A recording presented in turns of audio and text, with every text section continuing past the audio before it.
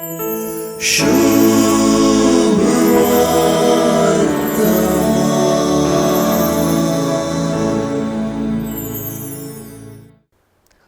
भागी दिश्ट असलेले तुमचे दोळे, ऐकूंक शकत असलेले तुमचे कान म्हळ्यार उतरांनी आमचे चालते भाशेंत वापरच्या गम्मत वा दाबाज्याचो संतोष परगट जाता.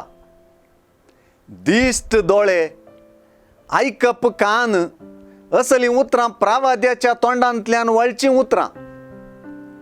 इजायाच्या 6व्या अध्यायांत देवान इजायाक एका दर्शनांत प्रावादीय मिसावाक आपयल्ल्या तक्षण देवान ताका कळीत केल्लीं उतरांच वापरन माथेवांतलो जेजू आज आपल्या शिसांक शिकयता.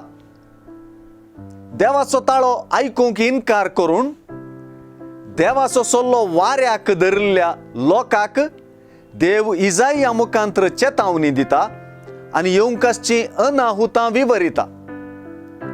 इजायाच्या उतरांनी दैवीक शीण निशेता.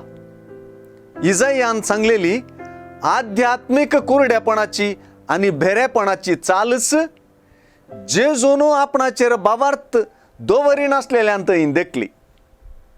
आपणाचेर बावार्थ दवरून जिवची, सर्गी राजाची साक्षी आनी वांटेली म्हणून दामून सांगच्याक जेजून इजायाचो उल्लेख आनी ओपारींचो वापर केलो.